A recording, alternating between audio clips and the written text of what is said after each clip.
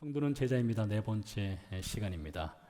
오늘 우리가 숙고하고자 하는 제자 훈련의 주제는 증인이 되겠습니다. 이 주제는 이번 시간과 다음 시간에 걸쳐서 두 번에 걸쳐서 함께 배우도록 하겠습니다.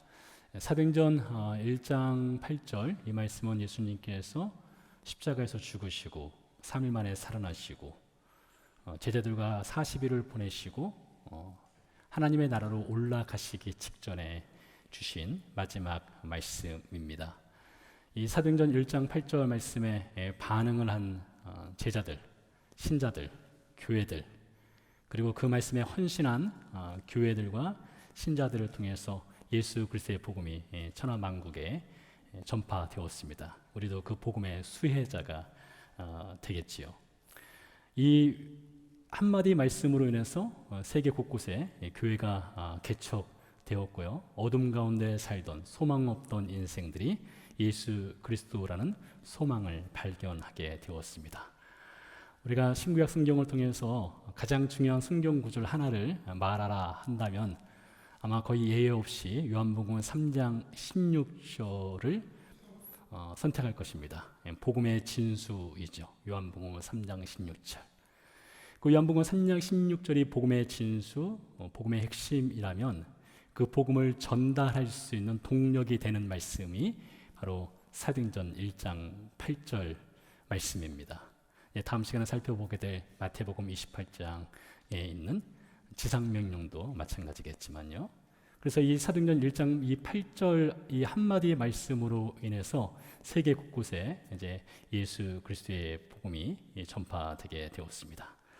예수 그리스도의 가장 위대한 명령이라고 할 수 있는 이 본문 말씀에 보면 증인이란 단어가 등장하는데요. 그 앞에 내라고 하는 소유격 대명사가 등장합니다. 바꿔 말하면 나의 증인이라고 말할 수가 있겠습니다. 여기서 나의 이 소유격 대명사는 예수님을 가리키는 것이 되겠죠. 풀어 말하면 예수 그리스도의 증인이 되라 이렇게 말씀하신 것이 되겠습니다.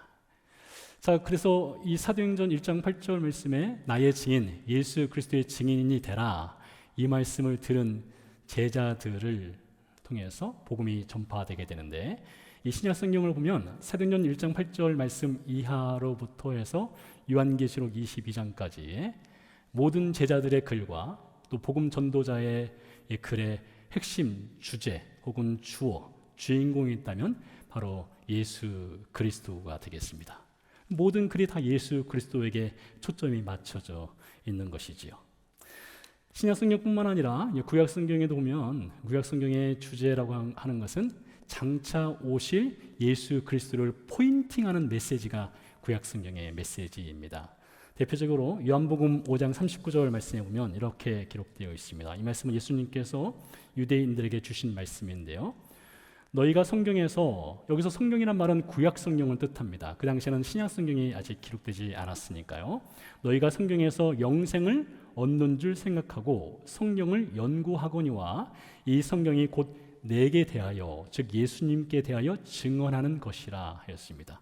유대인들이 성경을 연구한다고 했습니다. 스터디하고 그리고 서칭을 해요. 그 안에서 영원한 생명 얻는 방법을 찾는다는 것이죠. 그래서 구약성경 창세기부터 말라기까지 이 39권의 말씀을 펼쳐놓고 성경을 쭉 연구하다 보면 결국엔 누구를 발견하느냐? 예수 그리스도를 발견하게 된다는 것입니다. 예수님께서도 구약성경의 주제가 무엇이냐? 바로 나다, 예수 그리스도다 이렇게 말씀하신 것이죠. 누가복음 24장에 보면 예수님께서 십자가에서 죽으시고 부활하신 후에 제자들에게 예수님을 보여주셨습니다. 부활하신 몸을 보여주었는데 제자들 중에 보고서도 예수님의 부활을 믿지 못하는 이들이 있었습니다. 듣고서도 믿지 못하는 이들이 있었어요. 그 중에 2명의 제자가 예루살렘을 떠나서 엠마오라고 하는 약 20마일 떨어진 곳으로 내려가고 있을 때 예수님께서 그들에게 나타나셨습니다. 근데 그들은 눈이 가려워져서 예수님을 알아보지 못했죠. 그들에게 예수님께서 예수님 자신의 십자가 죽음과 부활에 대해서 증언을 하시게 되는데 누가복음 24장 27절 말씀에서 예수님이 이렇게 말씀하셨습니다.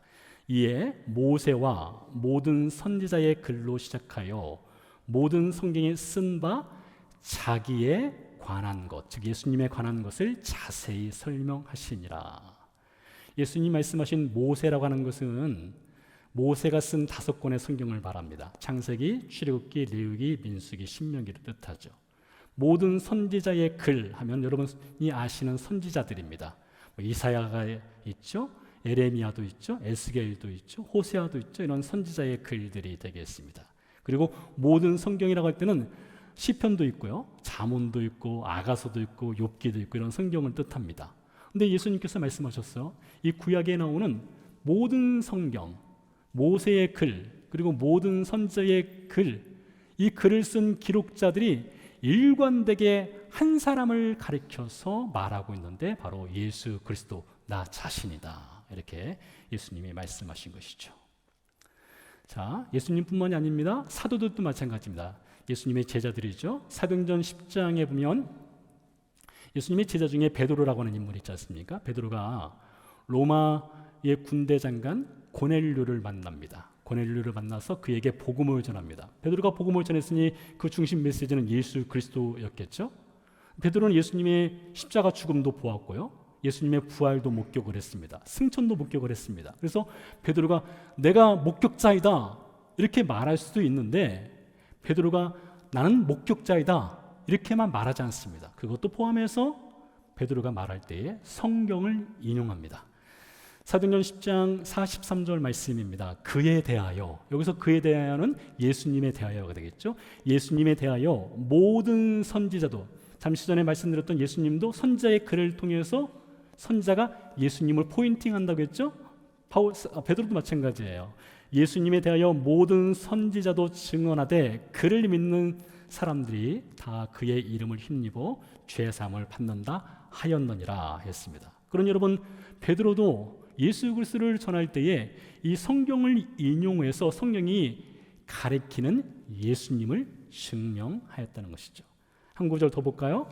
사도행전 17장에 보면 바울이 데살로니가에 가서 이제 복음을 전하는 사건이 등장합니다. 데살로니가는 현재 그리스에 있는 한 도시가 되겠는데요.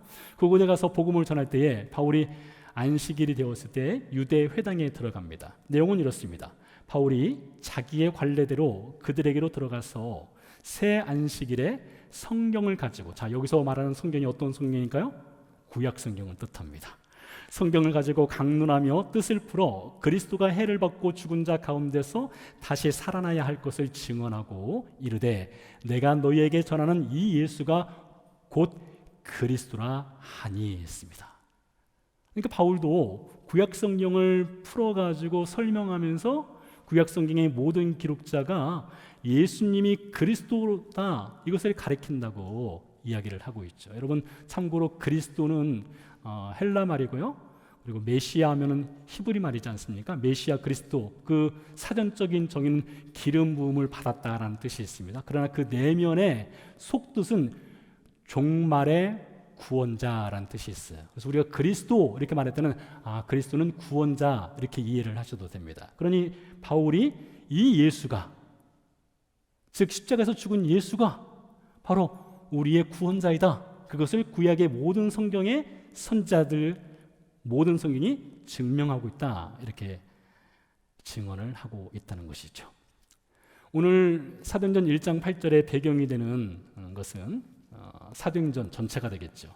사도행전과 그리고 누가복음이란 이 두 권의 성경을 쓴 인물이 있습니다. 바로 누가라고 하는 헬라 사람입니다. 이 사람은 의사였습니다. 그리고 바울의 동역자였어요. 선교사였습니다. 근데 어느 날 로마에 살고 있는 데오빌로라고 하는 로마의 고위직 공무원이 예수님을 알게 되었어요.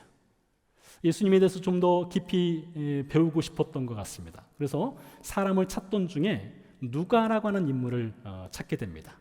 그래서 누가에게 부탁을 하죠. 나에게 예수님을 알려주시오라고 부탁을 합니다. 그 부탁을 받은 누가가 두 권의 성경을 쓰게 되는데, 첫 번째 성경이 누가복음이고요, 두 번째 성경이 사도행전이 되겠습니다. 누가는 데오빌로 한 사람을 위해서 누가복음 24장, 사도행전 28장, 상당히 긴 분량의 글을 썼습니다. 자, 그런데요, 누가가 이렇게 편지를 쓸 때에 누가복음 1장에서 이렇게 시작을 합니다. 우리 중에 이루어진 사실에 대하여, 여기서 잠시 끊어볼게요. 여기서 말하는 우리 중에 이루어진 사실이 무엇일까요? 이루어진 사실이라고 하는 것은 예수님의 생애를 뜻합니다. 예수님의 성육신을 뜻하고요, 예수님의 지상생활을 뜻하고요, 예수님의 십자가 죽음과 부활을 뜻하고요, 승천을 뜻합니다. 그것을 누가는 사실, 팩트라고 말하고 있어요. 우리 중에 이루어진 사실에 대하여 처음부터 목격자와 말씀에 일꾼된 자들이 전하여 준 그대로 내력을 저술하려고 붓을 든 사람이 많은지라. 여기서 잠시 또 끊어볼게요. 우리말 성경에는 많은지라 이렇게 표현을 했는데요, 영어 성경에 보면 그냥 many라고 했어요. many. 근데 헬라 성경에 보면 이 많은지라 이 표현이 indeed many입니다. 정말로 많다는 거예요. 무엇에 관해서 글을 쓴 사람들이요? 예수 그리스도에 관하여서 글을 쓴 사람들이 정말로 많다는 것입니다. 그러니 그 당시에 많은 사람들이 예수님을 알고 싶어 했다는 것이죠. 그래서 그 사람들의 알고 싶어하는 것을 충족시키기 위해서 정말로 많은 사람들이 예수 그리스도라는 주제로, 예수 그리스도라는 주어를 가지고 그들이 글을 썼다는 것이죠. 누가도 그 중에 한 사람입니다. 이어서 보면 이렇게 되어 있습니다. 그 모든 일을 근원부터 자세히 미루어 살핀 나도 데오빌로 각하에게 차례대로 써 보내는 것이 좋은 줄 알았노니 이는 각하가 알고 있는 바를 더 확실하게 하려 함이로다. 그래서 누가가 데오빌로라고 하는 이 한 사람을 위해서 예수님의 생애 시작부터 마지막까지를 자세하게 기록해서 전달해 주게 됩니다. 그것으로 부족했던 것 같아요. 그래서 두 번째 성경을 쓰게 되는데 그 성경이 바로 사도행전이 되겠습니다. 사도행전 1장 1절과 2절에 보면 누가가 이 사도행전 두 번째 편지를 시작하면서 전편인 누가복음을 아주 짧게 서머리를 합니다. 내용은 이렇습니다. 데오빌로여, 내가 먼저 쓴 글에는, 누가복음이 되겠죠? 내가 먼저 쓴 글에는 물은 예수께서 행하시며 가르치시기를 시작하심부터 그가 택하신 사도들에게 성령으로 명하시고 승천하신 날까지의 일을 기록하였노라 했습니다. 자, 여기서 우리가 주목해 볼 것은요, 주어가 무엇인가입니다. 주어가 무엇인가? 1절에 보면 예수께서라는 말이 등장합니다. 예수께서 행하시고 가르치시고 명하시고 승천하셨다, 이것입니다. 그럼 여러분, 누가복음의 주어, 사도행전의 주어가 누구냐? 예수라는 겁니다. 예수 그리스도라는 거예요. 자, 지금까지 살펴본 것을 종합해 보면 모세의 글에서도, 선지자의 글에서도, 구약 성경의 모든 글에서도, 예수님 자신도, 베드로도, 바울도, 누가도 일관되게 한 사람을 이야기하고 있습니다. 무엇입니까? 바로 예수 그리스도, 한 분을 이야기하고 있다는 것이죠. 그러니 여러분, 성경의 핵심 주어가 무엇이냐? 핵심 주제가 무엇이냐? 라고 묻는다면 당연히 예수 그리스도가 되겠죠. 그렇다면 이 성경의 핵심 주어인 예수 그리스도를 전하는 교회의 핵심 메시지가 무엇이 되어야 할까요? 예수 그리스도가 되어야 하는 것입니다. 이거 당연한 것입니다. 그래서 여러분들이 교회에 나와서 주일날 예배를 드리면서 말씀을 들을 때에 그날의 핵심 주어가 무엇이냐라고 묻는다면, 우리가 들어야 될 메시지가 무엇이냐 묻는다면 성경의 핵심 주어인 예수 그리스도가 되는 것이죠. 그렇다면 사도행전 1장 8절에서 제자들이 예수님으로부터 나의 증인이 되라라는 명령을 듣게 되는데 제자들이 전해야 될 메시지는 또 무엇일까요? 예수 그리스도가 되는 것이죠. 자, 이렇게 모든 성경의 주어이신 예수님께서 오늘 제자들에게 말씀하십니다. 성령이 너에게 임하실 것이다. 너희가 성령의 권능을 받게 될 것이다. 성령의 권능을 받게 되면 예루살렘과 온 유대와 사마리아 땅까지 이르러 내 증인이 되라 말씀하셨습니다. 자, 여기서 성령이 임하신다. 여러분, 우리가 사실 많이 쓰는 교회 용어 중에 하나입니다. 성령이 임하십니다. 성령이 임재하십니다. 이런 용어를 우리가 많이 쓰고 있는데요. 도대체 그 뜻이 무엇일까요? 어떻게 우리는 이것을 설명할 수 있을까요? 어떤 눈물을 흘리는 것을 성령이 임재하셨다? 마음이 뜨거워지는 것이요? 가슴이 뜨거워지는 것이요? 감동받는 것이요? 이것이 성령이 임재하셨다는 그런 사실을 증명하는 것일까요? 네, 그럴 수 있습니다. 성경에 보면 말씀이 들어갈 때에, 말씀이 전해질 때에 말씀을 듣는 청중들의 마음이 뜨거워지는 경우가 있어요. 마음에 감동이 일어나는 경우가 있어요. 결단이 일어나는 경우가 있습니다. 그때 성령이 역사하신 것은 분명한 사실입니다. 아마 여러분들 중에서도 그런 경험이 있을 것이고요, 저에게도 그런 경험이 있습니다. 그러나 그보다 더 확실한 증거를 우리를 찾아야 됩니다. 우리는 좀 더 확실하게 성령이 임재했다는 것이 무엇인가를 성경을 통해서 찾아보고 성경을 통해서 그 팩트를 확인할 필요성이 있습니다. 어떻게 우리는 성령이 임재했다는 것을 알 수 있을까요? 마태복음 16장 16절에 보면 베드로가 예수님께 신앙 고백을 합니다. 당신은 그리스도시요 살아계신 하나님의 아들이십니다 라는 신앙 고백을 하죠. 그때 예수님께서 베드로에게 이렇게 말씀하셔요. 바요나 시몬아, 네게 복이 있도다. 이를, 즉 네가 신앙 고백한 것은 너의 혈육이 아니다.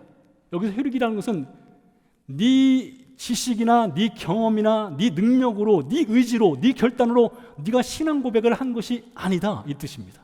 매우 중요합니다. 여러분들이 어떤 신앙 고백을 한다면 여러분의 의지나 결단으로 하는 것이 아니에요. 여러분의 뜻으로 하는 것이 아닙니다. 예수님께서 그렇게 말씀하셨어요. 그러면서 이어서 말씀하시기를, 이를 네가 신앙 고백하게 할 수 있었던 것은 하나님이 하신 것이다. 이게 마태복음 16장 17절 말씀입니다. 그런 여러분들이 성령의 임재를 경험했다, 성령이 내 안에 계시다, 이것을 어떻게 우리가 증명할 수 있느냐? 우리가 신앙 고백을 통해서 증명을 하는 거예요. 예수님은 나의 삶의 주인이십니다. 예수님이 나의 구원자이십니다. 이것이 바로 성령이 임재했다는 가장 확실한 증명이라는 것입니다. 느낌이 있을 수 있어요. 말씀드린 대로요. 감정이 있을 수 있어요. 그러나 그거보다 확실한 증명은 성경의 증명이라는 것이죠. 증언이라는 것이죠. 고린도전서 12장 3절도 같은 말을 하고 있습니다. 이렇게 기록되어 있습니다. 그러므로 내가 너에게 알리노니 하나님의 영으로 말하는 자는 누구든지 그리스도를 저주할 자라 하지 아니하고, 잘 들어보세요, 성령으로 아니하고는 누구든지 예수를 주시라 할 수 없느니라. 그러니 여러분, 성령께서 여러분에게 예수님을 나의 삶의 주인이십니다라는 고백을 하게 해주신다는 거예요. 자, 이제 생각을 해보시기 바랍니다. 여러분 가운데 예수님이 나의 삶의 주인이십니다, 예수님은 나의 삶의 그리스도, 메시아, 구원자이십니다, 이런 믿음의 고백이 있다면 여러분 가운데는 이미 성령의 임재가 가장 확실하게 있다는 것입니다. 사도행전 2장에 보면요, 베드로가 오순절날 성령의 임재를 경험하고 나서 군중들 앞에서 복음을 전하는 장면이 등장합니다. 그 당시에 예루살렘에 적어도 한 20만 명 이상의 사람들이 운집에 있을 때였습니다.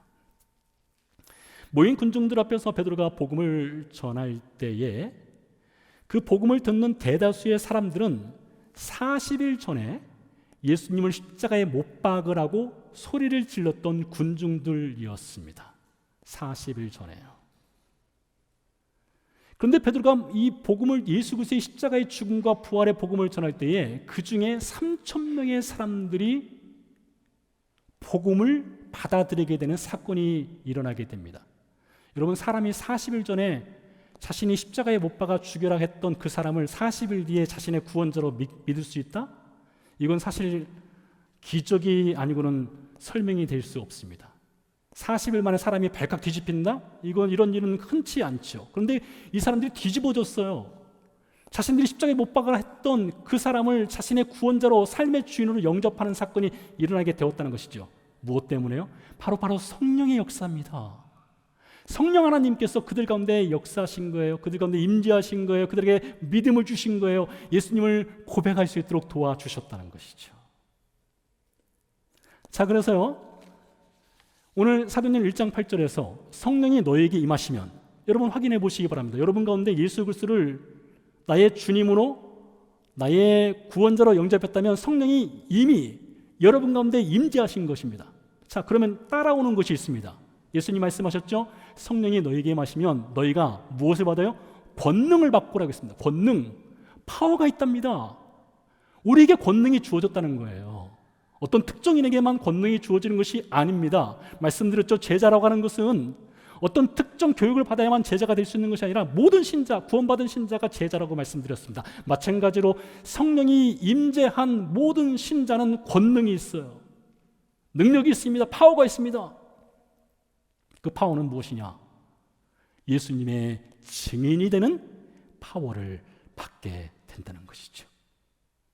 그렇게 볼 때에 예수님의 증인이 된다고 하는 것은, 물론 이것을 다음 시간에 좀 더 살펴보겠지만, 우리가 증인 된다고 하는 것은 내가 전도한다, 어떤 누구에게 전도지를 나눠주고 예수님에 대해서 설명한다, 이것을 포함해서 신자의 삶 전체를 말할 수 있어요. 좀 굉장히 큰 의미가 있는데요, 예수님의 증인이 된다는 것은 어떤 선교사나 어떤 목회자, 어떤 특정 훈련을 받은 사람들, 은사가 있는 사람들만 증인이 되는 것이 아니라 성령의 임재가 있는 신자들, 성령의 권능을 받은 신자들 모두가 다 예수님의 증인이 될 수 있다는 것이죠. 그러니 여러분, 예수 그리스도를 영접한 신자의 삶의 방향과 길은 너무나 분명합니다. 잘 들어보세요. 우리는 죄인이었습니다. 예수 그리스도의 십자가의 죽음과 부활의 복음을 통해서 성령께서 우리 안에 그것을 깨우쳐 주시고 알려주시고 믿음으로 고백하게 되어서 우리가 신자가 되었어요. 우리가 제자가 되었습니다. 그 즉시 우리에게는 성령의 권능이 들어왔습니다. 성령의 권능이 들어와서 우리에게는 예수님의 증인이 되는 삶을 살아갈 수 있도록 해 주셨어요. 이것이 신자의 삶의 과정입니다. 죄인이었고 십자가 복음을 성령으로 인해서 받아들였고 예수님을 주라고 고백했고 성령의 권능이 들어왔고 증인되는 삶을 살고, 이게 신자가 살아가는 삶의 여정이라는 것이죠. 자, 그런데요, 이 사도행전 1장 8절 이 위대한 이 명령 바로 앞 두 구절 앞에 제자들이 예수님께 한 가지 질문을 합니다. 예수님께서 승천하시는 날이었는데, 하나님의 나라로 올라가는 날이었는데 제자들은 뭔가 좀 다른 것에 관심이 있었던 것 같아요. 내용은 이렇습니다. 그들이 모였을 때에 예수께 여쭈어 이르되 주께서 이스라엘 나라를 회복하심이 이때니까. 주께서 이스라엘 나라를 회복하심이 이때이니까. 여러분 아시겠지만 그 당시 이스라엘은 로마 제국의 지배를 받고 있었습니다. 주전 63년경부터 시작을 해서 근 100년 이상, 100년 가까이 이스라엘은 로마의 지배를 받고 있었어요. 그러니 이스라엘 민족의 그 자존심이 얼마나 스크래치가 났겠습니까? 자유를 잃고 억압당하고 있었습니다. 그래서 그들 힘으로는 스스로 로마를 물리칠 수 없으니 메시아를 기다린 것입니다. 우리 메시아가 오시면, 우리 그리스도가 오시면 로마 제국을 물리치고 우리에게 자유를 주겠거니 해서 메시아를 학수고대하면서 기다렸습니다. 더 나아가서 과거 다윗이 누렸던 그 영광과 영화를 얻기를 소원했습니다. 그래서 유대인들은 메시아가 오셔서 이스라엘을 회복시켜 주기를 간절히 소망했어요. 제자들도 마찬가지였습니다. 그래서 오늘 제자들이 묻는 거예요. 예수님 부활도 하셨고 능력도 있으시고 그러시니 이제 우리나라를 로마의 지배로부터 벗어나게 해 주시렵니까? 라고 물었던 것이죠. 예수님이 지상사역을 할 때요, 많은 사람들이 예수님을 따랐습니다. 예수님을 따르는 이유들을 사복음서를 통해서 살펴보면 그들은 예수님 자신을 따르기보다는 예수님이 주시는 것을 따른 경우들이 참 많습니다. 예를 들면 예수님이 빵을 주시니까 그들은 예수님보다 빵을 얻기 위해서 예수님을 따른 적이 있어요. 예수님이 병든 자를 고쳐주시니까 예수님 자신보다 병을 고침받기 위해서 예수님을 따르는 경우들이 있었습니다. 예수님 말씀이 좋으니까 예수님보다 말씀 듣기 위해서 예수님을 따르는 이들이 있었습니다. 예수님을 따랐지만 예수님 자신이 아니라 예수님이 주시는 그 무엇 때문에 따랐던 사람들이 많았어요. 달리 말해서 이들은 핵심을 놓치는 사람들이 많았습니다. 성경에 주어이신 예수님은 놓치고 비본질적인 것에 집중하는 경우들이 많았어요. 여러분 다들 공부해 보셔서 아시겠지만 공부 잘하는 학생과 공부 잘 하지 않으려고 애를 쓰는 학생들 사이에 참 차이점이 있지 않습니까?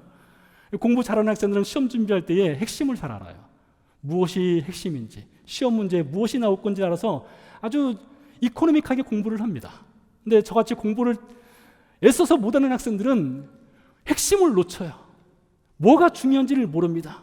그래서 공부하려고 하면은 처음부터 마지막까지 다 중요하게 보여요. 그래서 열심히 그 중요하지 않은 것들까지 열심으로 공부하는 경우가 있죠. 웃으시는 분들은 저와 비슷한 과인 것 같아요. 그뿐만이 아닙니다. 공부를 못하는 학생들은 어떻게 공부를 하는가 하면 수학책을 펴놓고 나서 한 10분 정도 공부하면 갑자기 떠오르는 것이 있어요. 영어를 공부해야 할 것 같아요. 내가 지금 수학을 공부할 것이 아니라 영어가 중요하니까 영어를 공부해야지. 그래서 영어책을 펴놓고 또 영어를 공부합니다. 한 10여 분 지나면 또 다른 교과서가 떠오르죠. 네, 국어 교과서가 떠오릅니다. 국어 교과서, 역사가 떠오르고요. 나중에 공부하다 보면 이 책상 위에 책 한 권이 있는 것이 아니라 책 여러 권을 같이 놓고 같이 공부하지 않습니다. 그냥 보기만 해요. 핵심을 놓치는 것이죠. 그리고 열심을 다해서 공부하지 않고 섬김과 봉사와 희생의 정신을 가지고 남들에게 앞자리 서라, 난 뒷자리 가겠다, 그렇게 하죠. 구약 성경의 주제가 무엇인가? 이 성경의 기록자들이 말하고자 하는 것이 무엇인가를 시험 문제로 낸다면 제자들은 그 본질을 놓치고 있었어요. 핵심을 놓치고 있었습니다. 그들은 이스라엘 나라의 회복이 그들에게는 핵심인 것처럼 보였어요. 그러나 말씀드린 것처럼 이 성경의 기록자들이 말하고자 하는 핵심은 무엇입니까? 예수 그리스도였다는 것이죠. 제자들은요, 어쩌면 예수님이 우리에게 무엇을 해줄 수 있는가? 내 인생, 내 실패한 인생을 어떻게 회복시켜 주실 수 있는가? 내 스크래치난 이 자존심을 어떻게 회복시켜 줄 수 있는가? 그런 것에 좀 더 관심이 있었던 것 같습니다. 여러분, 우리의 현실은 어떻습니까? 어쩌면 우리도 예수님께 같은 질문을 던지고 있지 않은가 싶습니다. 주님, 이스라엘 나라를 회복하심이 이때입니까의 다른 버전들의 질문들을 우리는 갖고 있어요. 주님, 내 삶의 문제를 언제 해결해 주시렵니까? 내 가정의 이 지긋지긋한 문제, 내 자녀와의 관계 문제 어떻게 회복시켜 주시렵니까? 내 직장 문제는요, 내 건강 문제는요, 내 인생의 해뜰 날은 언제입니까? 나의 상처난 자존심 어떻게 좀 회복시켜 주시렵니까? 이 목소리들이 우리 안에 담겨져 있습니다. 저는 이 질문들이 결코 잘못됐다고 생각하지 않습니다. 정말로 필요한 질문들이에요. 필요한 요청입니다. 필요한 목소리들이에요. 우리 삶에 해결돼야 될 그런 목소리들이 분명히 있습니다. 갈릴리에서 어부 생활을 하던 제자들요, 그들이 예수님으로부터 부름받기 전에 그들의 삶의 기쁨과 슬픔과 웃음과 울음과 행복과 불행이 어디에 있었습니까? 갈릴리 바다에 있었어요. 고기를 많이 잡으면 행복했고요, 고기를 잡지 못하면 불행했습니다. 고기를 잡으면 웃음이 있었고요, 그물이 찢어서 고기가 달아났으면 그들에겐 눈물이 있었습니다. 행복과 염려와 걱정, 근심이 갈릴리 바다에 온통 쌓여 있었어요. 여러분, 그것이 잘못된 일입니까? 결코 잘못된 일 아니죠. 누구에게나 갈릴리 바다라고 하는 삶의 자리는 다 있습니다. 여러분에게도 갈릴리 바다에 해당하는 삶의 자리, 직장, 가정, 이웃, 관계, 그런 것들이 다 있습니다. 중요한 것입니다. 필요한 것이에요. 여러분에게도 그물이 필요하고요, 배가 필요합니다. 살아가는 삶의 자리는 사실 다 가치가 있는 것이에요. 그러나 갈릴리 바다를 살아가는 우리 인생들의 삶의 주어가 물고기만이라면 그것은 불행한 것입니다. 이 성경의 핵심 주어인 그리스도 예수가 빠진 물고기만을 쫓는다면 우리는 행복하지 않습니다. 허무한 것이고요, 어리석은 것이고요, 결국에는 헛된 삶으로 막을 내리게 됩니다. 예수 그리스도 없이 갈릴리 바다만 바라보는 인생들에게 어느 날 그물에 물고기가 가득 잡혀서 그 인생이 행복하다, 만족스럽다 이렇게 말한다 할지라도 예수님이 그리스도 예수 없는 인생을 향해서 누가복음 12장에서 이렇게 말하고 있습니다. 한 부자가 있었죠.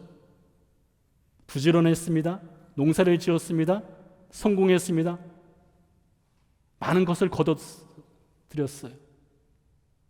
그래서 그가 너무 많아서 고민을 하게 됩니다. 여러 해 쓸 것을 얻었으니 내 인생을 인조이 하자 그러죠.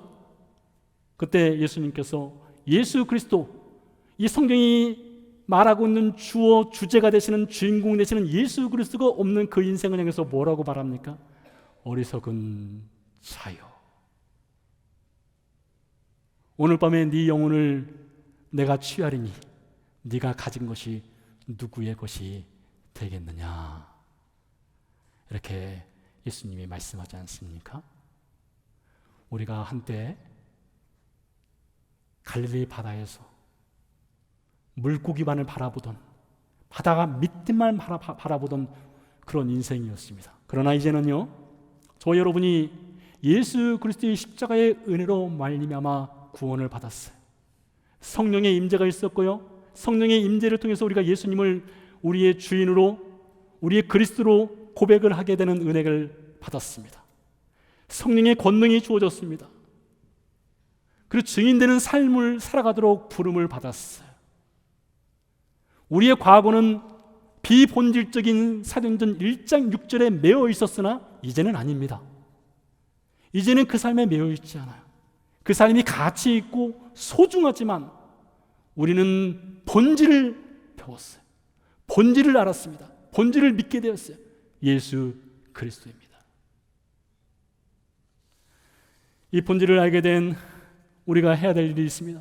바로 증인되는 것입니다. 여전히 사도행전 1장 6절에 살고 있는 사람들에게 사도행전 1장 8절로 옮겨갈 수 있는 그 복음의 다리로 주님이 우리를 불러주셨다는 것입니다. 예수님 말씀하셨습니다. 나를 따라오라. 내가 너희로 사람을 낚는 어부가 되게 하리라. 예수님은요, 나를 따라오라 이 말씀에서 너 홀로 가라 이렇게 말씀하지 아니하시고 나를 따라오라 하셨으니 예수님이 함께 가시겠다 이 말씀을 하신 것 아니겠습니까? 여러분, 이 나를 따라오라 이 표현에는 목자와 양의 이미지가 담겨 있습니다. 우리가 잘 알고 있는 시편 23편과 같아요. 목자와 양의 이미지가 담겨 있습니다. 여러분, 사자는요, 목자가 필요 없죠. 여러분 스스로가 나는 강한 사자처럼 살 거야 한다면 목자가 필요 없어요. 그러나 이 성경은 우리에게 말하기를 너희는 양이고 예수님은 목자라고 말하죠. 우리가 양이 되었을 때 예수님을 의지하게 되고요, 예수님이 우리를 보호하시게 되고요, 우리를 끌고 가고 우리는 예수님을 따라가게 됩니다. 사자는요, 양을 위해 죽지 않습니다. 양을 잡아먹지요.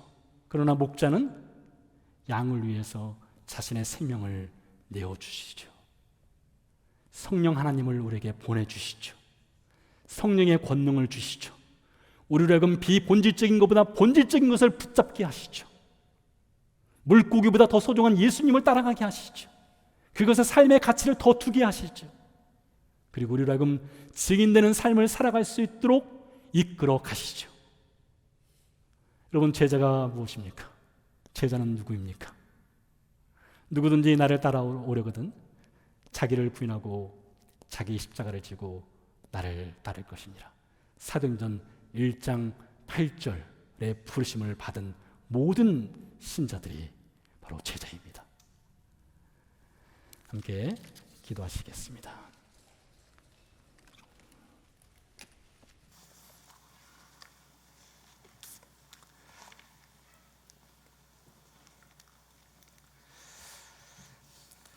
우리 삶에 여러 가지 목소리들이 있습니다. 우리에게도 회복되어야 될 인생의 문제들이 쌓여 있지요. 가정의 문제가 될 수도 있고요, 개인의 문제가 될 수도 있겠고요, 마음의 상처가 될 수도 있고요, 절망적인 그런 삶의 상황이 될 수도 있고, 또 건강의 문제가 될 수도 있습니다. 그러나 우리 주님은 우리로 하여금 거기에만 얽매여 살도록 내버려 두지 아니하십니다. 본질이신 예수 그리스도, 그분을 만나고 그분이 주시는 은혜 가운데서 사도행전 1장 6절을 뛰어넘을 수 있는 은혜를 허락하십니다. 주님, 우리로 하여금 그 부르심에 제자로서 사도행전 1장 8절에 본질이신 예수 그리스도를 따라갈 수 있는 은혜와 믿음을 허락하여 주옵소서. 잠시 조용히 기도하도록 하겠습니다.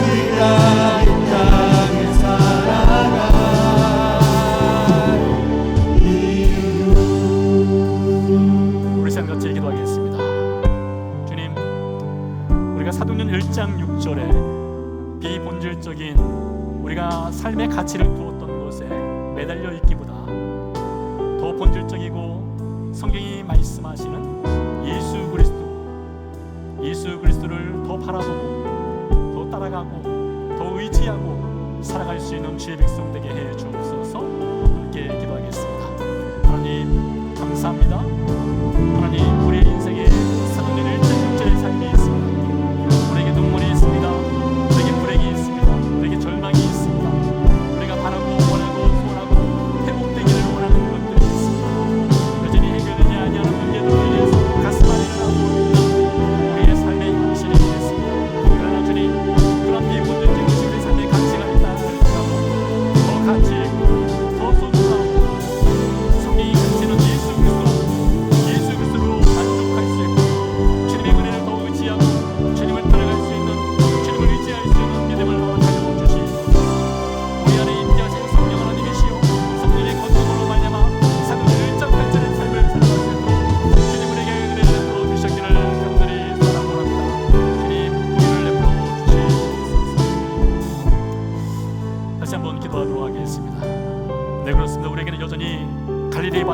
인생을 살아가야 될 내일이 있습니다.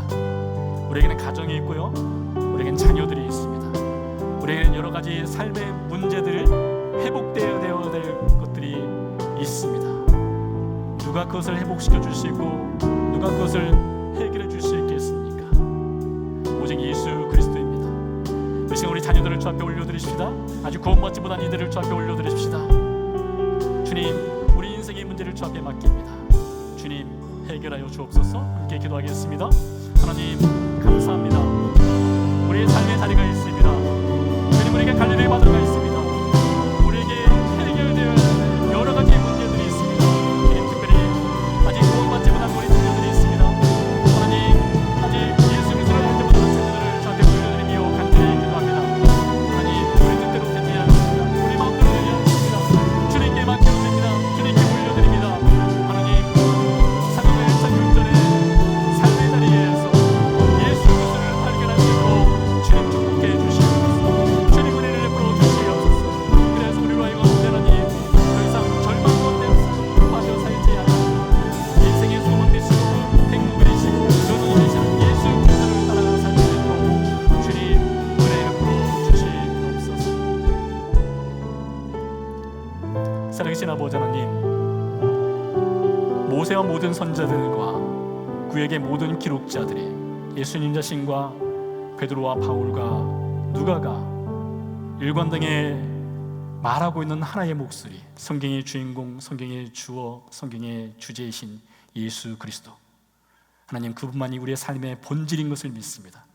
우리 삶의 최고의 가치인 것을 믿습니다.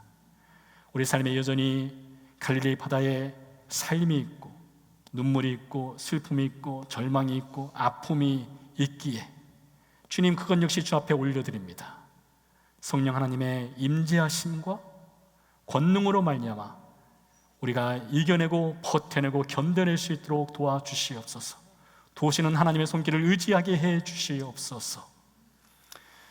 이제는 그 아들을 보내신 하나님의 크신 사랑과 십자가에서 죽고 부활하심으로 우리에게 증인된 삶을 살아갈 수 있도록 은혜 베풀어 주신 예수 그리스도의 은혜와 우리 안에 이미 임재하셨고 권능을 주셨고 사도행전 1장 8절의 삶을 살아갈 수 있도록 도우시는 성령님의 역사가 다시 갈릴리 바다로 돌아가는 성도의 삶의 현장 가운데 함께 하시기를 간절히 축원하옵나이다. 아멘.